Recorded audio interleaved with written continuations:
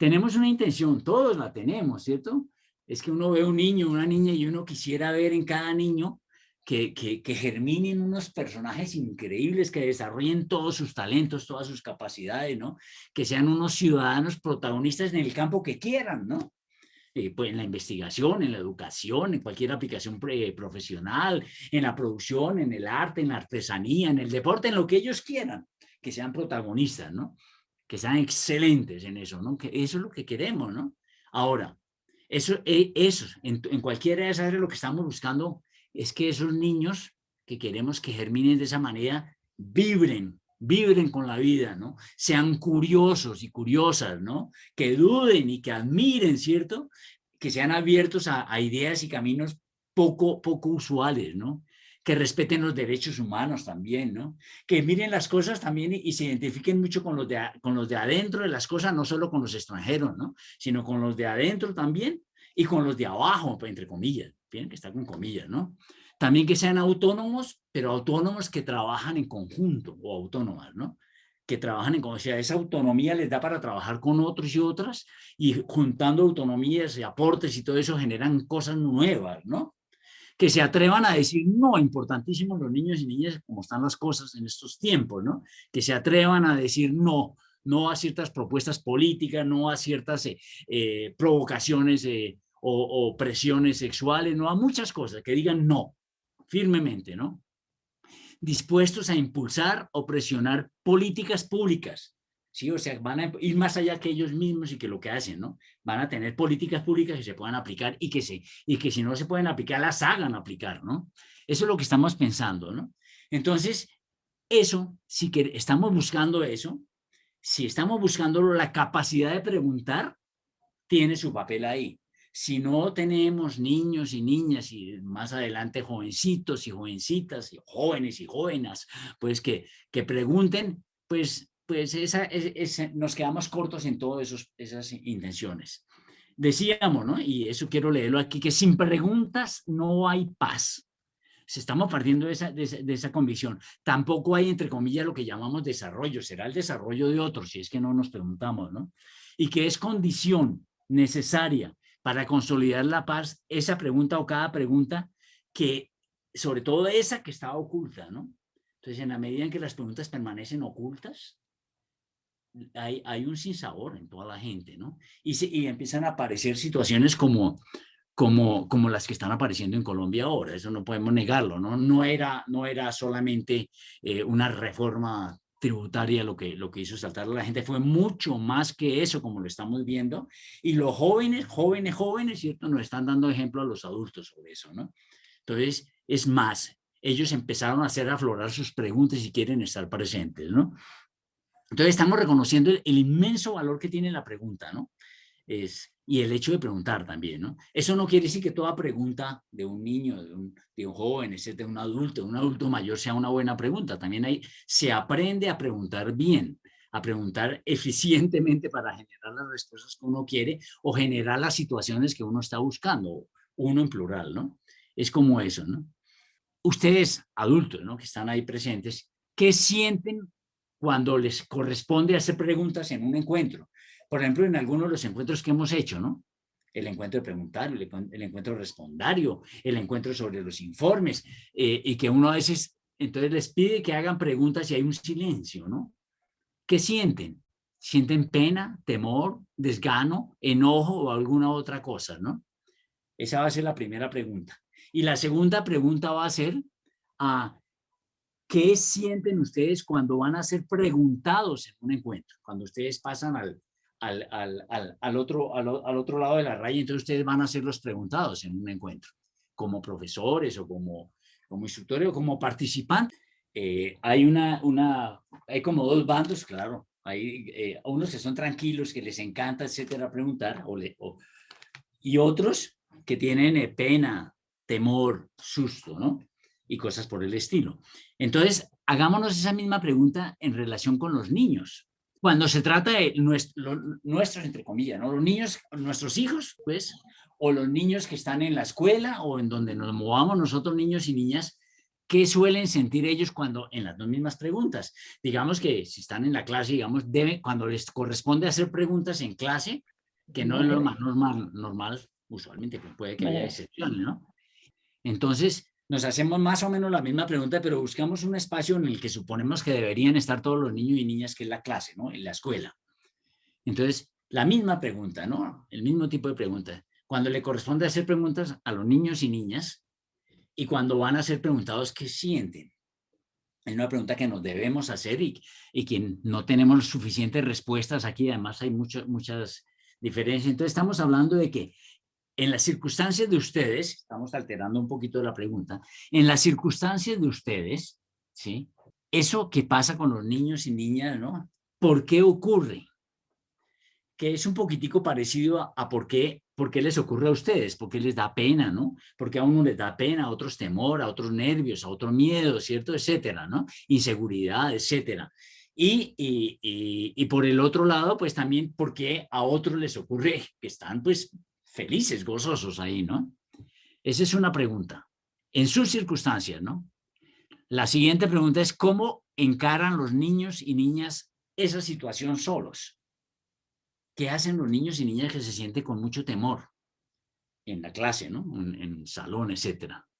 Y la tercera pregunta, que es la que quisiera que nos ayudaría muchísimo, es ¿cómo apoyan ustedes adultos, adultas, maestros, maestras u otras situaciones en las que se encuentren a esos niños y niñas para que se sientan tranquilos, tranquilas, preguntando? En la misma diapositiva aparece una cantidad de peros, ¿no? Y los peros son, bueno, eso no es tan así que se puede contestar, ¿no?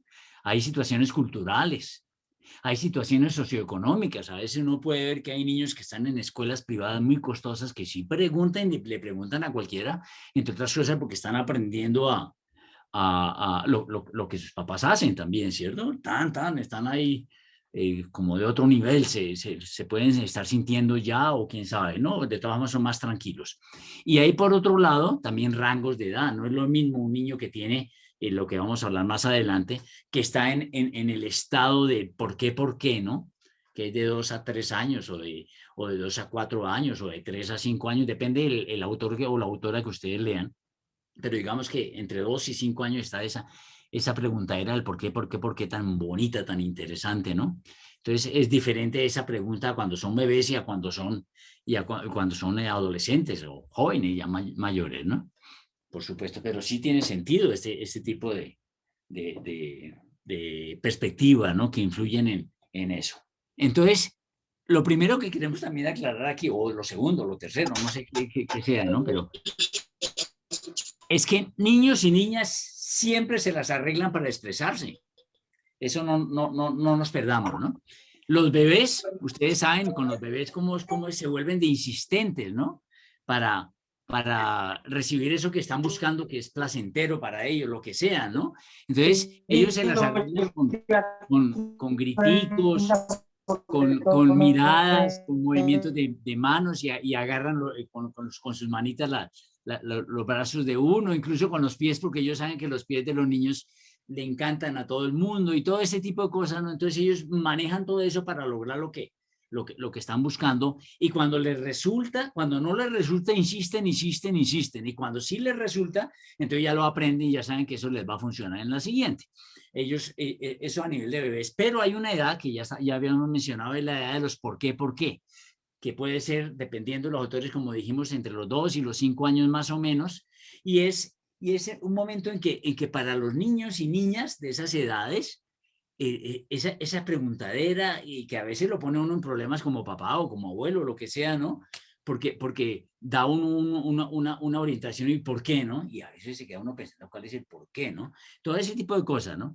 Pero bueno, el mundo para ellos entonces es un mundo que es motivo de interrogación, ¿no? Siempre es una pregunta o más preguntas, siempre aparecen, todo se puede preguntar, ¿no? Lleno de preguntas, ¿no?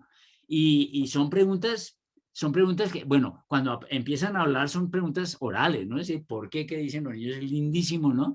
Y si tienen cualquier situación en que no hablan o no hablan todavía, entonces buscan otras maneras, pero siempre están preguntando, ¿cierto?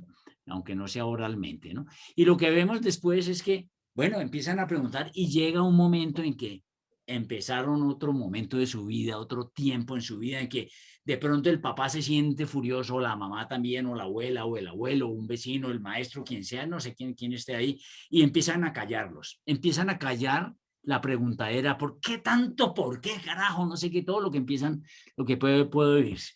Entonces, esa capacidad de preguntar se ve en el último momento de esta figura, empieza de ser grande a volverse pequeña, pequeña, y se empieza a perder la capacidad de preguntar cuando apenas estaba empezando.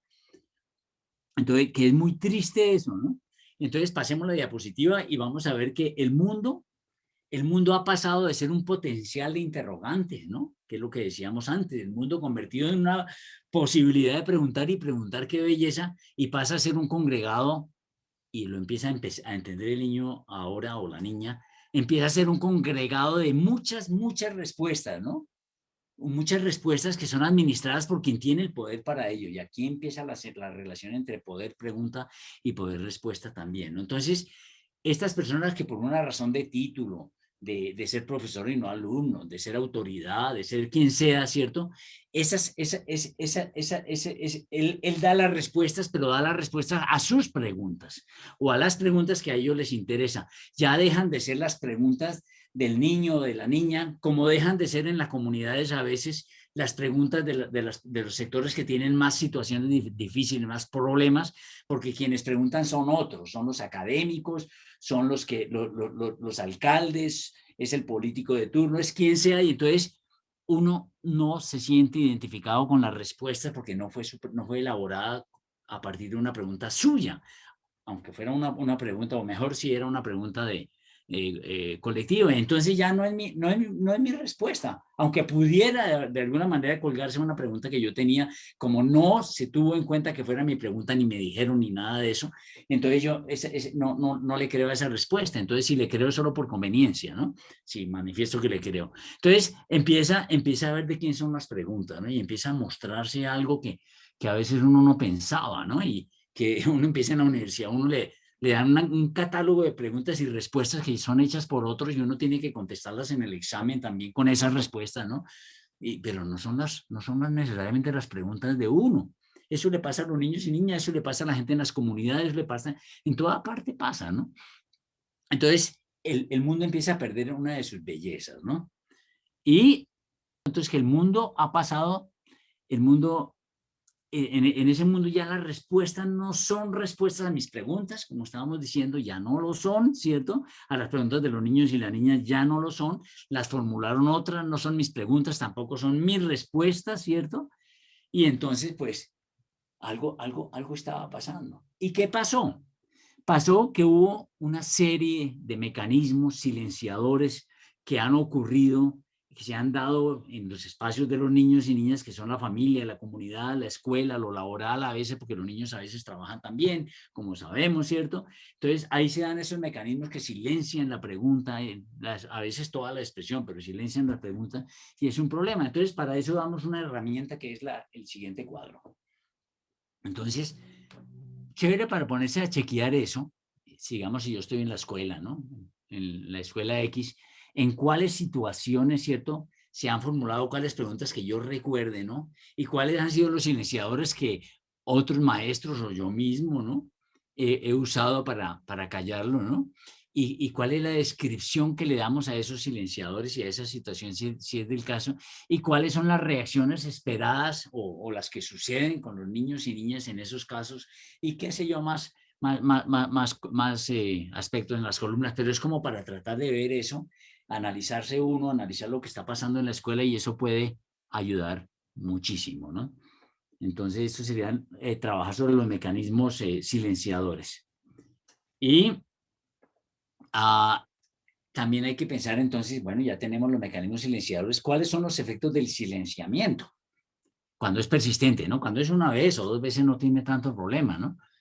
Sí, hay sitios donde donde para preguntar tengo que ser muy cuidadoso. Por ejemplo, si voy a preguntar en la iglesia o si voy a preguntar a veces en el comedor de la casa cuando en la familia la costumbre de comer es en silencio, ¿no? O cosas así, ¿no? Entonces hay como situaciones diferentes. Pero ¿cuáles son los efectos del silenciamiento persistente? Uno es que la disposición de preguntar abiertamente se va reduciendo como lo vimos en la ilustración anterior, en la imagen, ¿no? Van bajando las preguntas. Y esa es una posibilidad. Es, puede pasar, ¿no? Lo otro es que la vinculación, si yo me siento coartado para preguntar, pues yo me voy a vincular a unos espacios en los cuales sí soy escuchado, ¿no? Entonces busco esos espacios. El problema que hay ahí a veces es muy bueno eso, chévere, ¿cierto? A todos nos ha tocado alguna vez, pero lo otro es que puede haber alternativas preocupantes en esos espacios que estoy buscando, que no son las personas más indicadas para responderme o para orientarme en la búsqueda de respuesta y me puedo meter en situaciones complicadas, ¿no? Dígase caso de las preguntas sexuales que se dan, por ejemplo, en las edades adolescentes, ¿no? Entonces, que a veces termina complicando más la cosa, ¿no? Dependiendo de a quién se le pregunta. Se van desvirtuando los lazos con quien silencia, si es mi padre, si es mi abuela, si es mi madre, si es mi hermano mayor o lo que sea, el que me ha estado silenciando, pues ya poco a poco esos lazos ya se van perdiendo, se van poniendo más delgaditos, ¿cierto? O por lo menos ya para eso no cuentan, ¿no? En los espacios que uno puede ver riesgo, uno empieza a preguntarse cuál sería mi pregunta cómoda si me ponen a preguntar. ¿Cuál sería una pregunta para que no lo incomode, ¿no? ¿Qué pregunta hago que le guste, ¿cierto? Así como cuando me preguntan algo y entonces yo estoy buscando qué respuesta doy para no quedar mal con el tipo, ¿no? Con el profesor, ¿no? Sino para contestar lo que, entre comillas, se debe contestar. A eso nos han acostumbrado. Entonces, con la pregunta pasa también más o menos una situación parecida, ¿no? Y entonces, de a poco con todo eso se van reduciendo las posibilidades de protagonismo en la dinámica en la que estemos, porque eso puede pasar en el deporte, puede pasar en el espacio religioso, puede pasar en el espacio intelectual, como ya dijimos, puede pasar en el espacio ambiental, en todos los espacios que son del cuidado ambiental, etcétera, ¿no? Entonces, eso nos va afectando o va afectando a nuestros alumnos, nuestros entre comillas, o a los hijos en relación con su futuro, ¿no? Y ya con su presente, ¿no? Entonces, ese era un elemento ahí, ¿no? Bueno, hay dos preguntas aquí que vamos a dar como para utilizar y que ese, pues, ustedes ya se lo saben, ¿no? Y se las voy a hacer y les voy a pedir que las contesten. La pregunta A es, ¿cómo es una familia o una escuela? Ustedes escogen, o una comunidad, o un espacio religioso, o un equipo deportivo, o un espacio político que sí propicia la pregunta de niños y niñas. Y traten de contestar en un parrafito que no sea mayor de 4 o 5 líneas, ¿sí? Y la pregunta B es, ¿qué tienen en común estos espacios cuando son, lo contrario, inhibidores de la pregunta en niños y niñas? ¿Qué tienen en común? Recuerden que escogen el espacio que les quede más cómodo, ¿no? Ya quieren hablar de la familia, quieren hablar de la escuela, tan. Para la pregunta A, ¿no? Entonces vamos a la siguiente, y la siguiente es, nos preguntamos cómo hacer para que todos los espacios y dinámicas, al menos en los que tengamos que ver, propicien la capacidad de preguntar. Aquí solo voy a mostrar el cuadrito, ¿no? Entonces el cuadro tiene los espacios de los que hemos hablado, familia, comunidad, escuela, ¿no? Laboral también, el espacio. Comunidad puede ser vecindario también, si estamos en un área urbana también, ¿sí? Y tenemos unas columnas, una columna es la dinámica social que corresponde a cada uno de esos espacios, ¿sí? O las pertinentes para que se den esos espacios. ¿Quiénes son los aliados y aliadas que nos van a ayudar a que esas dinámicas propicien la capacidad de preguntar? ¿Cuál es la estrategia y quiénes serían estrategas? Uno podría pensar, estrategas sería en la escuela, por ejemplo, la maestra, ¿no? O el maestro, ¿no? Pues chévere. Pero si hay una visión mucho mayor, más de escuela, puede ser el rector o el director, ¿cierto? Etcétera. Pero bueno, este es un cuadrito que solo sirve como instrumento y entonces pasamos a la otra y vamos a hablar de lo que ustedes ya empezaron a hablar, que es Poder y pregunta, ¿no? Poder en relación con la pregunta propia y con la de otros. Vamos a enfatizar lo que es de otros, ¿no? Entonces, sí, ustedes dijeron que esos espacios donde ocurre eso, donde se para se inhibe la pregunta y todo eso, suelen ser espacios autoritarios.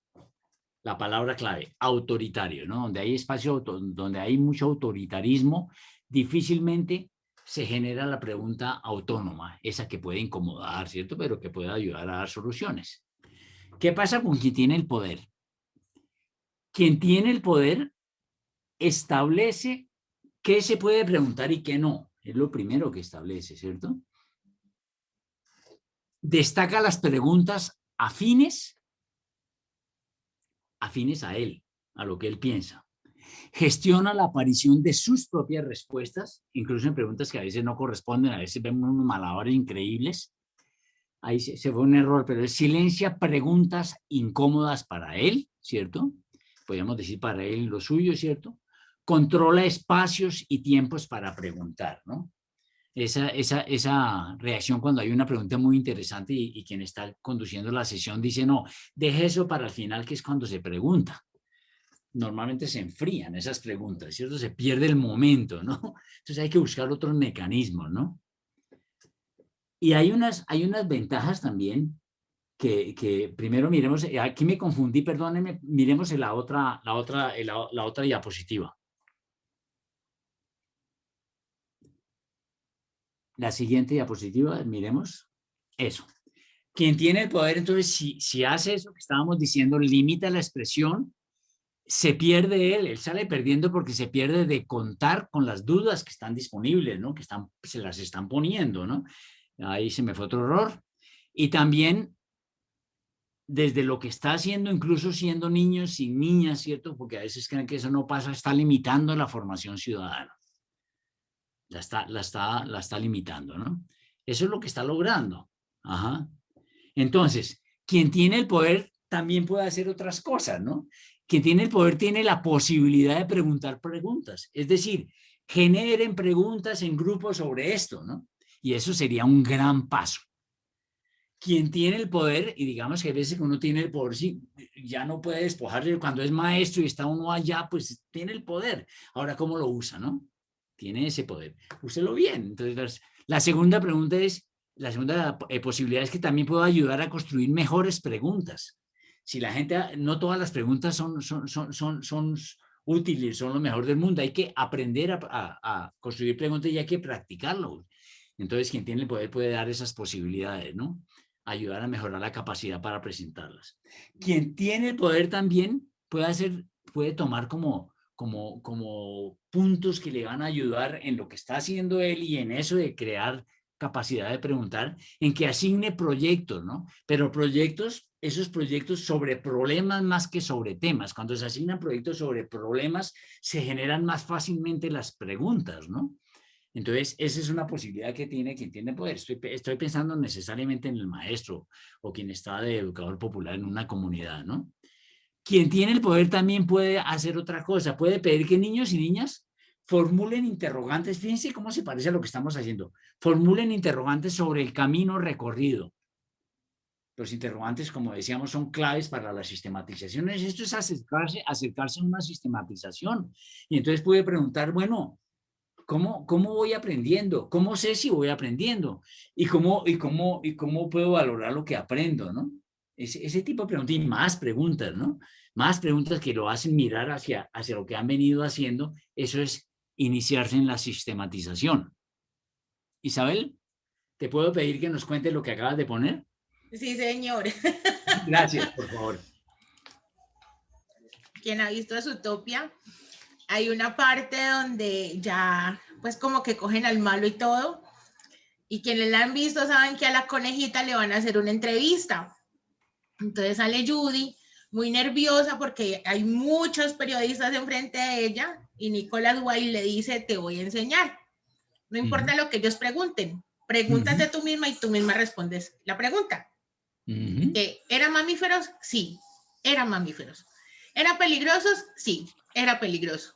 usted me está preguntando, pero que ella se pregunte y se responde ella misma sin importar qué le están diciendo al frente. O sea, eso es un discurso bien amañado y de eso ve mucho cuando la gente pregunta o cuando tiene que responder preguntas.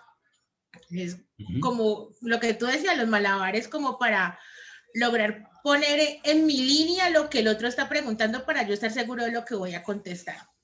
Gracias, Felipe. Chévere, ¿qué es lo que estamos viendo? No, gracias a ti, qué chévere. Entonces, bueno, podemos pedir que los niños y niñas formulen interrogantes sobre el camino recorrido, ¿sí? Como dijimos ya, pero también sobre sus logros. Y no solo sobre qué fue lo que yo logré, sino para qué me sirve eso que se supone que logré. Es cuestionar el aprendizaje, ¿no? ¿Para qué me sirve lo que he aprendido? ¿Para qué me sirve lo que aprendí en esta clase? Ese tipo de preguntas son importantísimas, ¿no? Entonces, quien tiene poder puede ayudarnos a hacer que ellos sean críticos. Y eso es clave también, ¿no? Bueno, supongamos, en la siguiente diapositiva, supongamos que nos lanzan una pregunta, ¿no? Un niño o una niña nos lanza una pregunta, ¿no?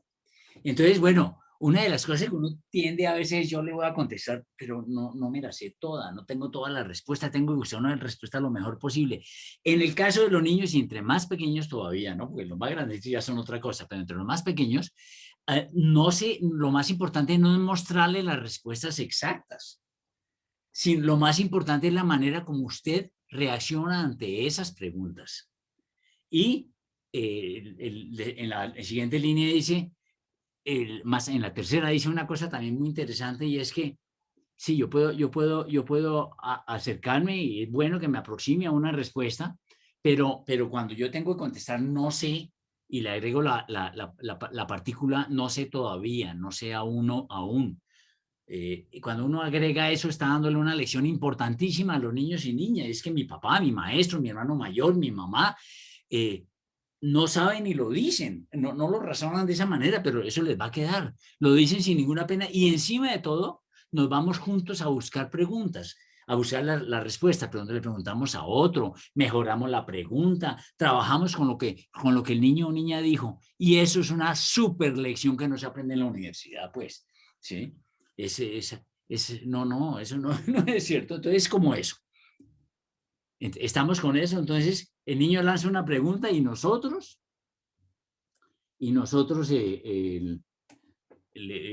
pues estamos como por ahí, pues, ¿no? Bueno, quería enfatizar algunos elementos ahí también. Uno, como habíamos dicho al principio, cuando hay silencios prolongados sobre los temas complicados, cuando no se puede exponer mi pensamiento porque es disidente de alguna manera, entonces ya nos estamos fregando y entonces lo único que le va quedando a uno como posibilidad, y si somos varios, lo único que nos va quedando como posibilidad es demostrar nuestro desagrado con eso. Y eso lo van aprendiendo también los niños, y entonces van a salir a las calles, van a marchar, y se empieza el círculo de violencia que ya sabemos. Cuando empieza la policía a golpear a los muchachos y toda esa cosa, no podía esperarse que ellos no respondieran, y con el tiempo unos sectores que son como más listos para reaccionar, empiezan a reaccionar y pasa todo lo que empezamos a ver, y luego termina siendo que todo empezó cuando empezaron los muchachos a ser violentos y todo esto, y toda esa carreta, ¿no? No, entonces aquí estamos buscando otra cosa, ¿no?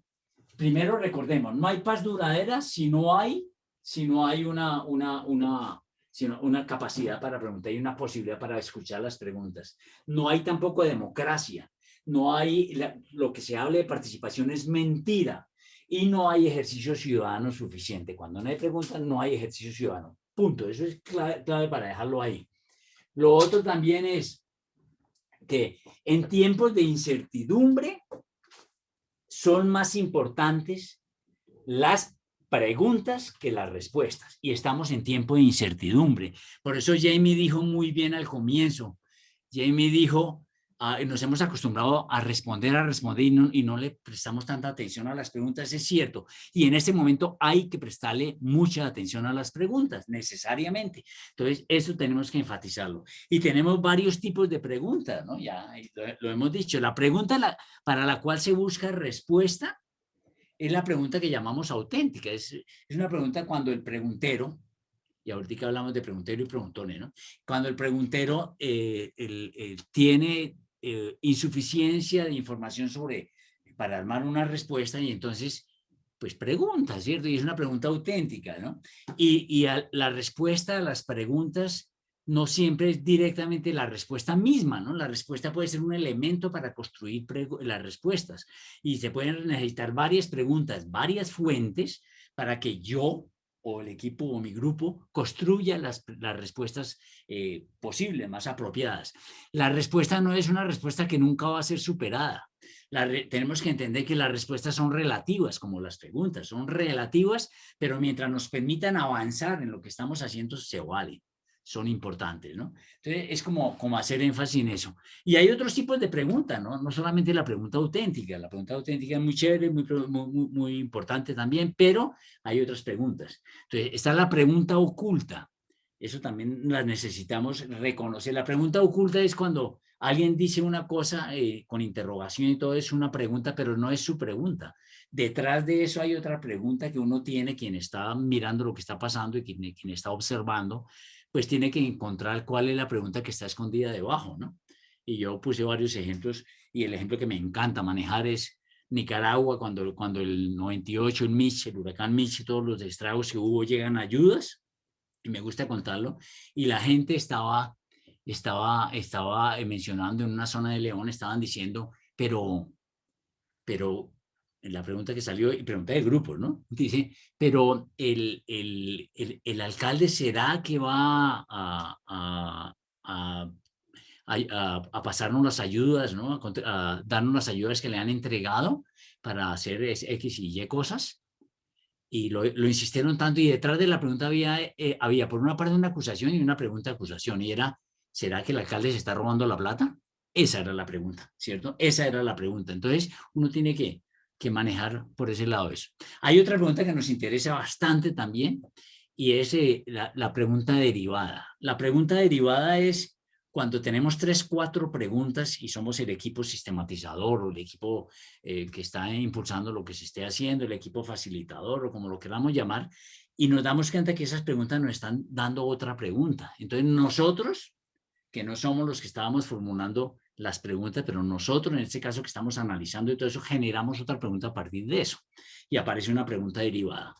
Y hay otra pregunta que es importantísima también, y es cuando uno pregunta lo que ya se ha contestado supuestamente una cantidad de veces. Entonces uno hace esa pregunta y, pero si eso hemos hablado 3 días, ¿no? Pero el hecho de que una persona haga esa pregunta no es para cuestionarlo ni nada, sino lo contrario, nos está diciendo no todos entendimos. Ustedes no lo hicieron tan bien como creen. Es lo que nos están diciendo, ¿no? Entonces, la pregunta ingenua, cuando uno lleva todo un trabajo de haberle explicado, informado, qué sé yo, y le aparece alguien que dice eso, uno lo que tiene que hacer es ver cuántas otras personas están en esa situación y corregir uno, ¿cierto? Corregir. Entonces, eso es clave, diferenciar las preguntas, ¿no?